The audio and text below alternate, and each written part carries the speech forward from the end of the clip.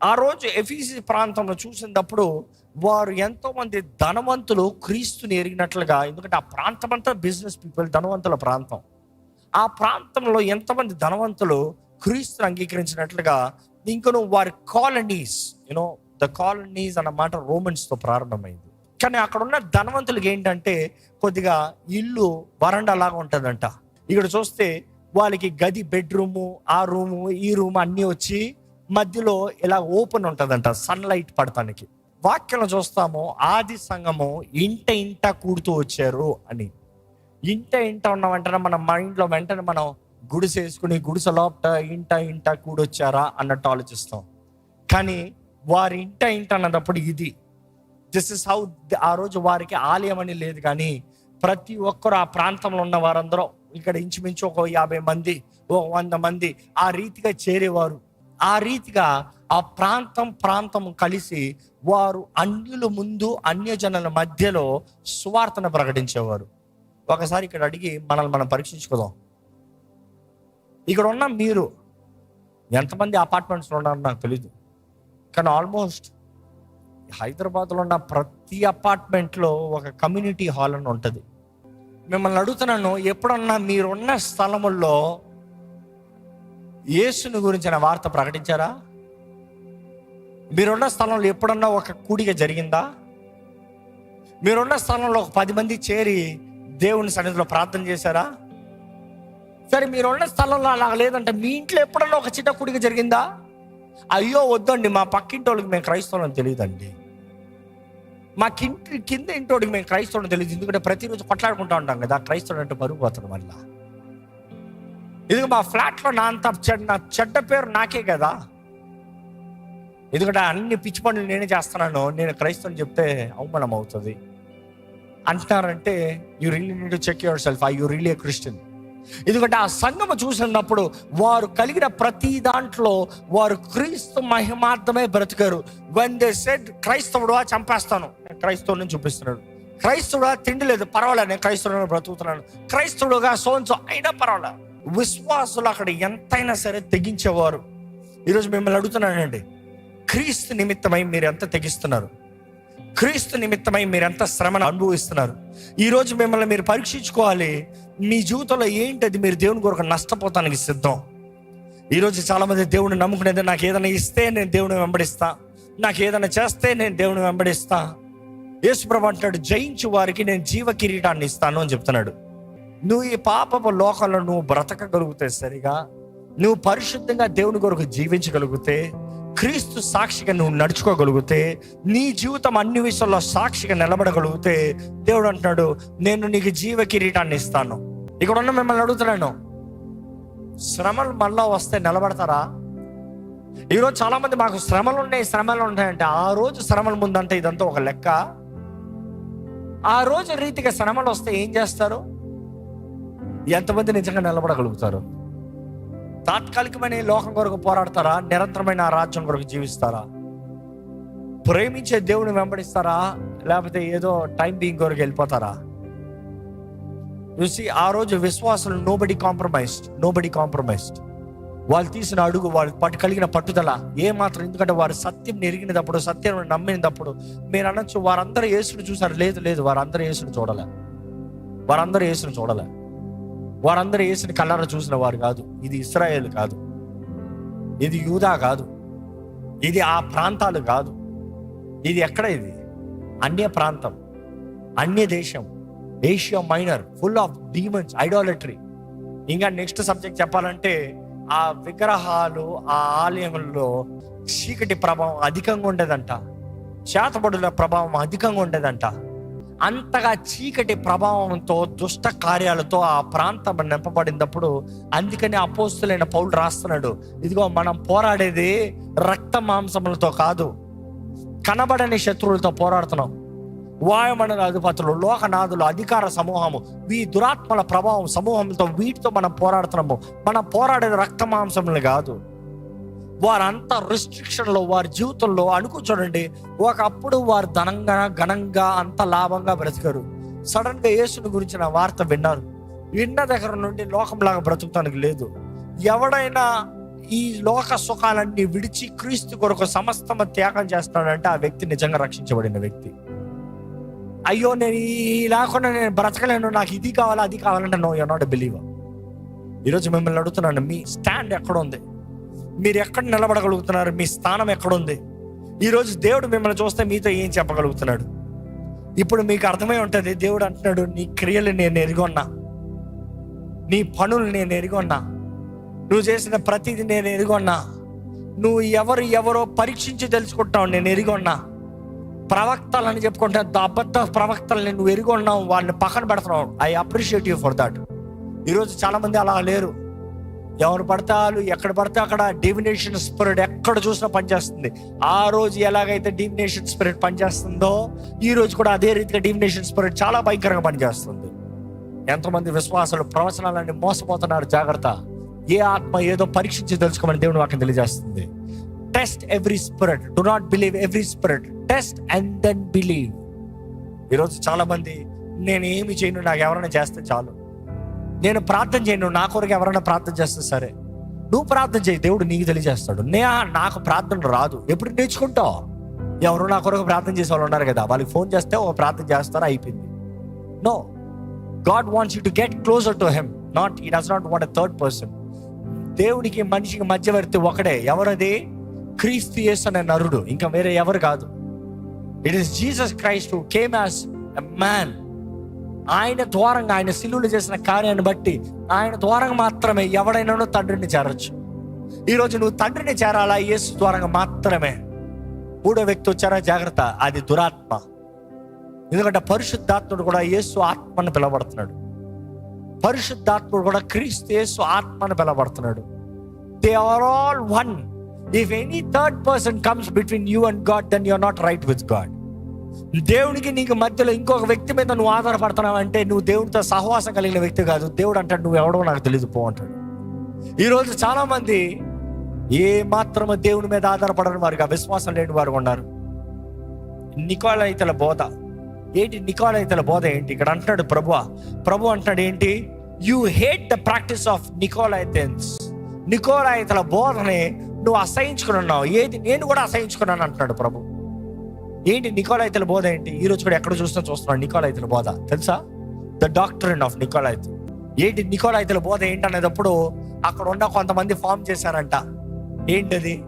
ఆ పౌలు చెప్తున్నా, యోహాను చెప్తున్నా, ఈ అపోస్తులు చెప్తున్నా, ఈ యేసు కాదురా బాబు, యేసు అంత కఠినస్తుడు ఏం కాదు, మనం కేవలం కొరపలో బ్రతుకుతున్నాము, క్రియలు బట్టి కాదు, క్రియలు అందుకని అక్కర్లేదురా బాబు, క్రియలే అక్కర్లేదు, అంతా సుఖంగా వెళ్ళిపోవచ్చురా.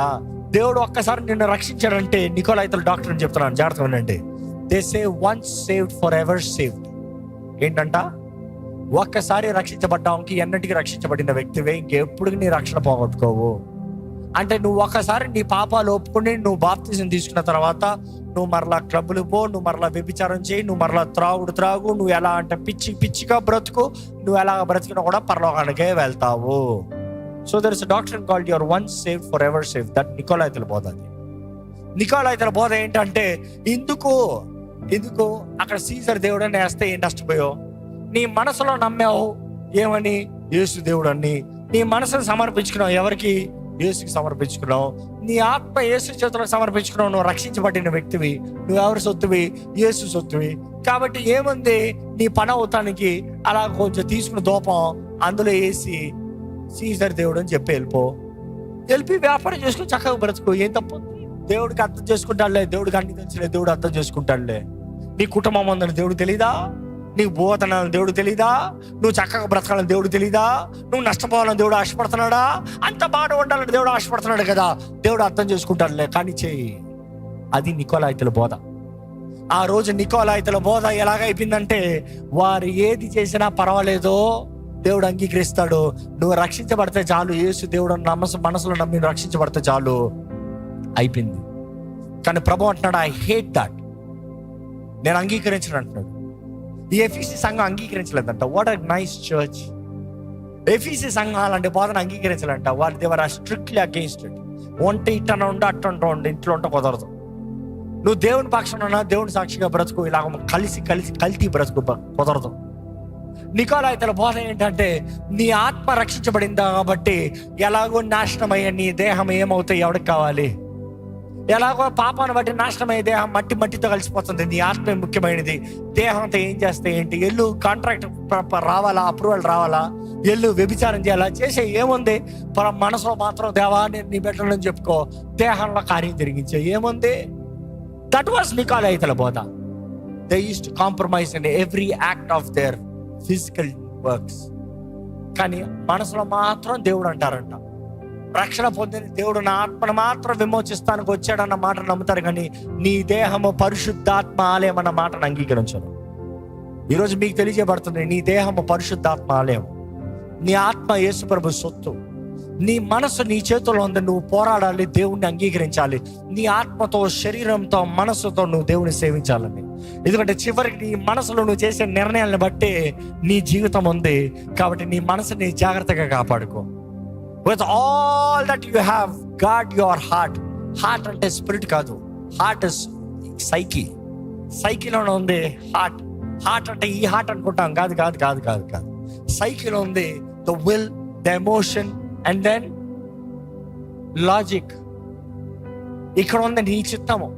నీ చిత్తానికి ఆధారపడేది ఎప్పుడో నీ హృదయపు తలంపులు, అంటే నీ ఎమోషన్స్. అదే సమయంలో నువ్వు ఎరిగి ఉన్నది. ఈరోజు మిమ్మల్ని అడుగుతున్నానంటే, ఏంటి మీరు ప్రభు గురించి ఎరిగి ఉన్నారు?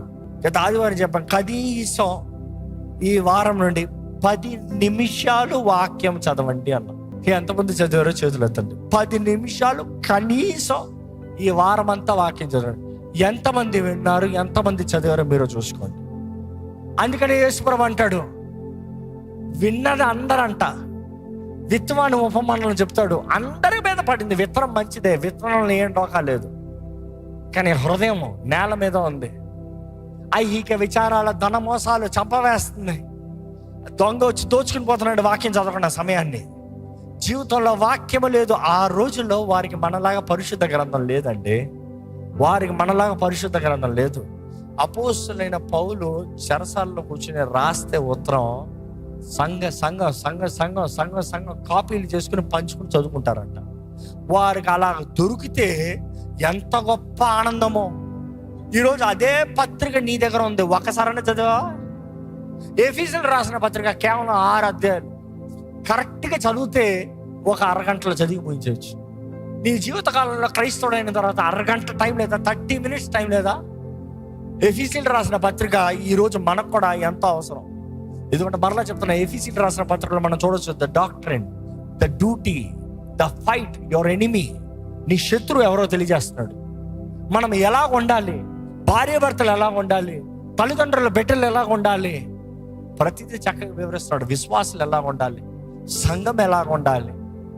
అపోస్తలుడైన పౌలు 2.5 సంవత్సరాలు వారి మధ్య అక్కడ బహిరంగంగా బోధించిన తర్వాత మరలా రాస్తున్నాడు పత్రిక. ఈరోజు మనం పరీక్షించుకోవాలండి, ఎంత మనలో విశ్వాసం ఉంది, ఎంత మన క్రీస్తు సాక్షులని చెప్తున్నాం. కానీ దేవుడు ఎఫెసీ సంఘం వారు చేస్తున్న పని అంతా ఎరిగి, అంతా చూసి, అంతా మెచ్చుకుని చివరికి ఒక మాట అంటున్నాడు, వారిలో ఒక్క నేరం మోపాలంట. ఆ మాట వినేటప్పుడు నాకు భయం వేస్తుంది. మీకు ఎలా ఉందో నాకు తెలియదు.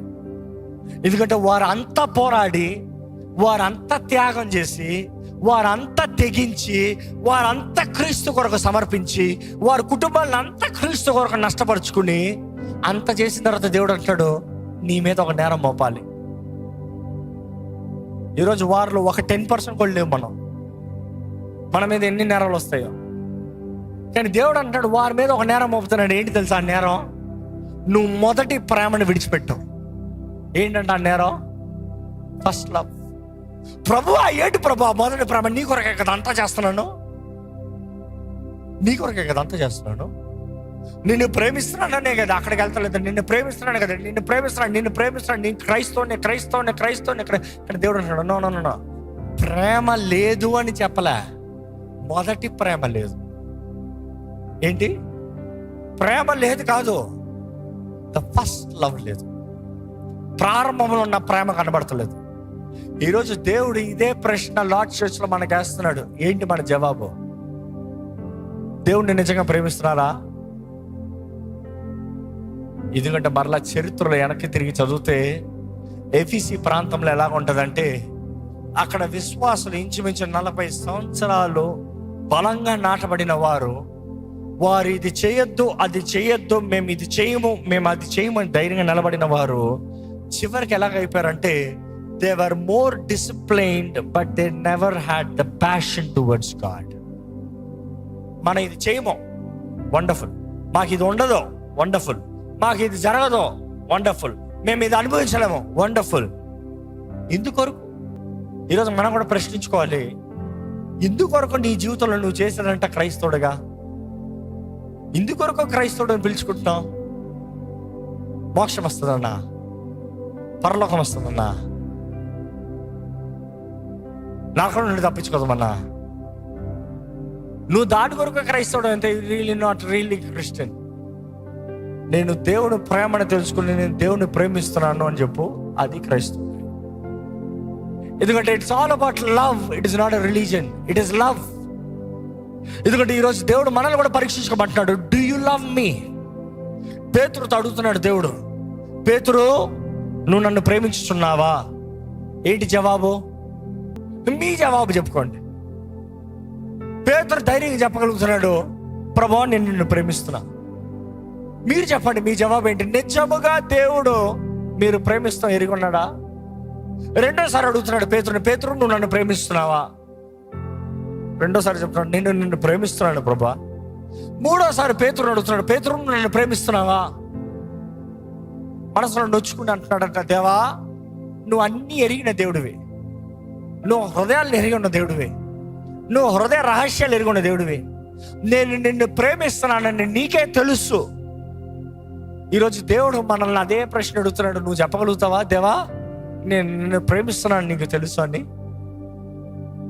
ఎందుకంటే మనం పేతురుని చూసేటప్పుడు అంటాం, పిరికొల్లాగా చేతకానోళ్ళగా పారిపోయాడు రా అని.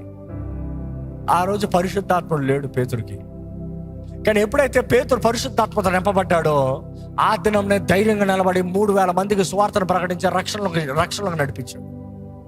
ధైర్యంగా సువార్తను ప్రకటించి ఆ రోజు మాత్రం కాదు, తన కడ ఊపిరి వడుకు చివరికి తన అంతం ఎలాగా సిలువ చంపం అంటే పేతురు అన్నాడు, ఏమన్నాడు తెలుసా? నా యేసులాగా చేస్తాను, అంత ధన్యత నాకు, అంత గనుడిని కాదయ్యా, అంత ధన్యత నాకు అక్కర్లేదు, నన్ను తలకిందలుగా సిలువేయండి ఆయన కోరాడు. వారు తలకిందలుగా సిలువేయమని ఆజ్ఞ ఇవ్వలే.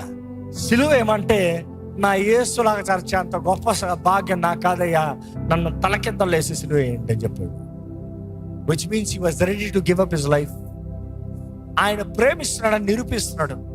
ఎందుకంటే ప్రభు అడిగిన ప్రతిసారి, పేతురు నన్ను ప్రేమిస్తున్నావు అన్న ప్రతిసారి, నేను ప్రేమిస్తున్నాను అన్నప్పుడు ఏమన్నాడు? నా గొర్రెలను కాయి, నా గొర్రెలను కాయి, నా గొర్రెలను చూసుకో, నా మందను చూడు, నీకు అప్పచెప్పే పిలుపుని చూడు, నా రక్షణ స్వార్థను ప్రకటించు, నా గురించి తెలియజేయి, నా సాక్షిగా బ్రతుకు, మందను పోషించు.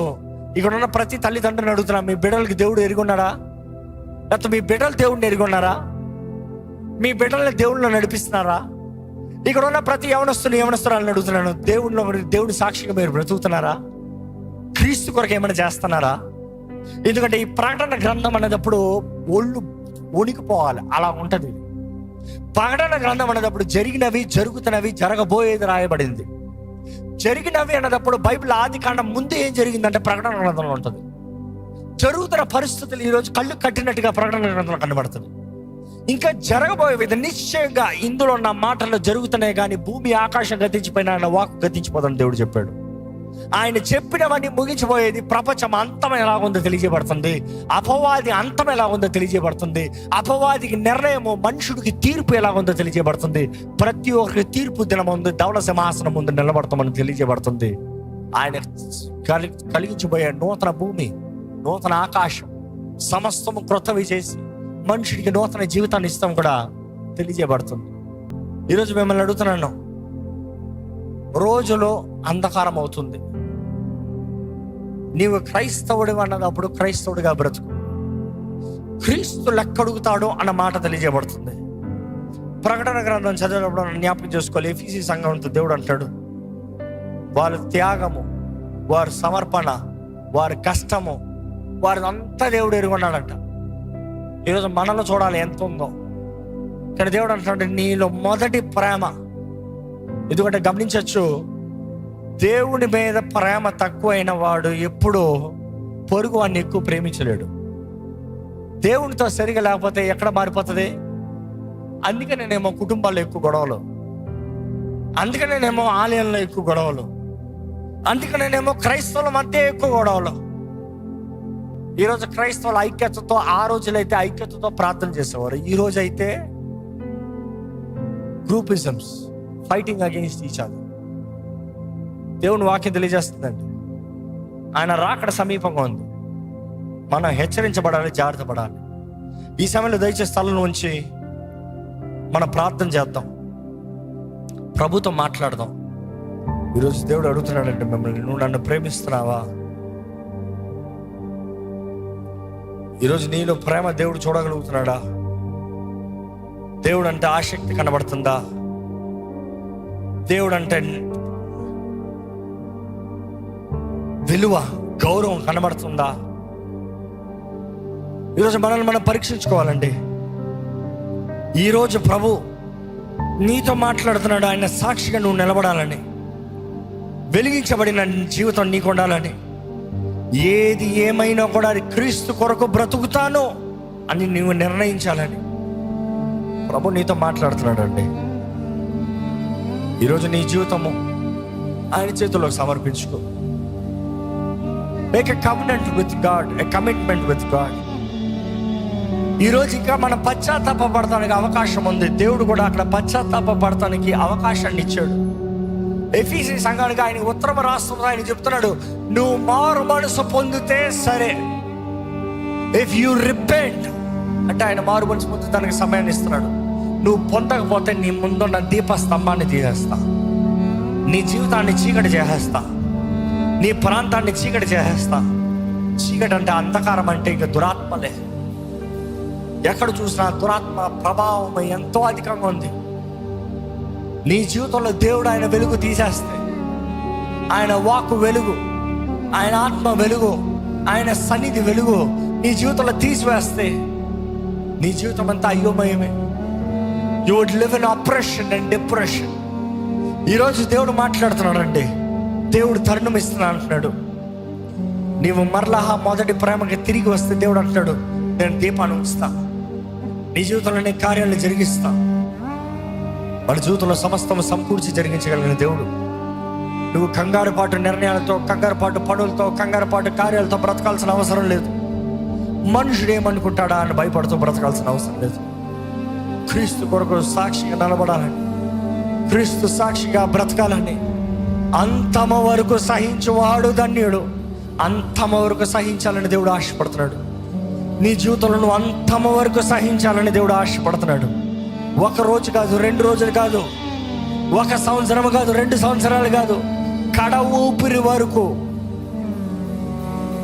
రక్షించబడిన వ్యక్తి అయితే ఏది నీ రక్షణ జీవితం, ఏది నువ్వు చేసిన కమిట్మెంట్, ఏది నిబంధన, ఏది ఆ బాప్తిస్మ తోటలో దిగి ఇంకా జీవించలేదు నేను కాదు క్రీస్తే అని చెప్పావు కదా. అంతమ వరకు నమ్మకంగా బ్రతుకుతానని వాగ్దానం చేశారు కదా. ఏదా వాగ్దానము? దేవుడు జ్ఞాపకం చేసుకోమంటున్నాడు. Where is your call, where is your commitment, where is your purpose, where is your vision? చెప్పండి. మీ జీవితంలో ఒక నిర్ణయం చేయగలిగితే చెప్పండి, దేవుడితో చెప్పండి. యేసుని ప్రేమిస్తున్నారా? చెప్పండి. దేవుడు లోకాన్ని ఎంతో ప్రేమించాడు. లోకం అంటే నువ్వే. నిన్నెంతో ప్రేమించి తన అద్వితీయ కుమారుడిని, ఒక కుమారుడిని నీ కొరకు బలి ఇచ్చాడు, నీకు బహుమానంగా ఇచ్చాడు. Wear is your gratitude? Wear is your honour? Wear is your sacrifice? నిన్ను ప్రేమించి నీకు బలినిచ్చాడు. ఈరోజు దేవుని వాక్యం తెలియజేస్తుంది, మనల్ని మనం సజీవ యాగముగా ఆయనకు సమర్పించుకోవాలంట. నువ్వు దేవుని ప్రేమిస్తున్న వ్యక్తి అయితే నిన్ను నువ్వు సజీవ యాగముగా సమర్పించుకోవాలి. ఏది నీ సమర్పణ? ఏది నీ విధేయత? ఈరోజు ధైర్యంగా చెప్పాలండి, ఏది ఏమైనా క్రీస్తు ప్రేమ నుండి నన్ను ఏది ఎడబాపలేదు. ప్రభువా నిన్ను విడిచిపెట్టనయ్యా. చెప్పండి, ప్రభువా నిన్ను విడిచిపెట్టనయ్యా. ఇప్పటికే ఇఫ్ యూ ఫీల్ కన్విక్టెడ్, అయ్యో నేను బ్రతకవలసిన రీతిగా బ్రతుకుతలేదే, నేను చేయవలసిన కార్యాలు చేయట్లేదే, నా జీవితంలో క్రీస్తు నామమునకు మహిమ లేదే, నీలో నీకు పశ్చాత్తాపం కలుగుతుందంటే దేవుడు అంటాడు, మారు మనసు పొందు, బ్రతుకును మార్చుకో, జీవితాన్ని మార్చుకో. ఆయన క్షమాపణను అడిగి, ఆయన సహాయాన్ని వేడుకొని, ఆయన ఆత్మతో నింపబడిన వారుగా, ఆయన ఆత్మశక్తి ద్వారా నడిపించబడేవారుగా, ఆయన ఆత్మ కార్యాలు రుచి చూసేవారుగా ఉండాలని దేవుడు ఆశపడుతున్నాడు. ప్రభువా, ప్రేమ తండ్రి, కృప కనికరం కలిగిన దేవా, మమ్మల్ని చూడయ్యా, మా స్థితిని చూడయ్యా దేవా. నాడు అంత పోరాడిన ఎఫీసీ సంఘానికి దేవా, వారి జీవితంలో, వారి హృదయంలో మొదటి ప్రేమ లేదని తెలియజేసావయ్యా. ఈరోజు మా వైపు నువ్వు చూసి మాలో నా లోపాలు చెప్తే ఎన్నున్నాయి ప్రభువా. ఇదిగోనయ్యా, సరిదిద్దుకోవడానికి అవకాశం ఇస్తున్నాను అంటున్నావు, తరుణం ఇస్తున్నావు అంటున్నావు. మా దీపాన్ని వెలిగించుకోమంటున్నావు, లేకపోతే దీపం వెలుగుతున్న దీపాన్ని కాపాడుకోమంటున్నావు. చల్లారిపోయిన స్థితి కాకుండా, చచ్చిన స్థితి కాకుండా, కాంప్రమైజ్ లైఫ్ కాకుండా, స్వార్థ బ్రతుకు కాకుండా, నిస్వార్థముతో, ఓర్పు సహనముతో, ప్రేమ విశ్వాసముతో ముందుకు నడిచే జీవితం మేము కలిగి ఉండాలని ఆశపడాలని నువ్వు తెలియజేస్తున్నావయ్యా. ఇదిగోనయ్యా, ఈ వాక్యం వింటూ ఎవరెవరైతే నీ ఆత్మ ద్వారా ఒప్పించబడుతూ, దేవా నేను చేసింది తప్పు, నా జీవితము తప్పు, నేను బ్రతికే విధానము తప్పు అని గ్రహించుకుంటూ నిన్ను ప్రేమిస్తున్నానని, నీ మార్గంలో నడవాలని ఆశపడుతున్న ప్రతి ఒక్కరిని చూడయ్యా, బలపరచు, నీవే బలపరచు, సేద తీర్చు, లేవనెత్తు, సరిచేయి, కట్టు ప్రభువా. ఆ జీవితాన్ని నీలో నాటయ్యా.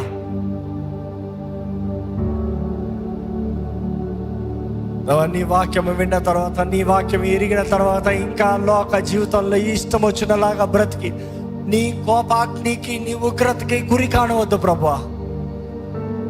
ఈ లోకంలో ఉన్నవన్నీ తాత్కాలికమే, ఈ లోకంలో ఉన్న పోరాటాలు తాత్కాలికమే, నవ్వు ఆనందము తాత్కాలికమే, ఈ లోకంలో అనుభవించే సుఖము తాత్కాలికమే, అన్ని తాత్కాలికమే ఎరిగి నిత్యము ఆనందము, సంతోష, సమాధానము, దీవెన, సుఖ, ఆనందములు ఉన్న ఆ నీ రాజ్యములో, ఎన్నటెన్నటికీ ఆనందం ఉన్న నీ రాజ్యంలో జీవించాలన్న వైరాగ్యముతో, నిన్ను ప్రేమిస్తూ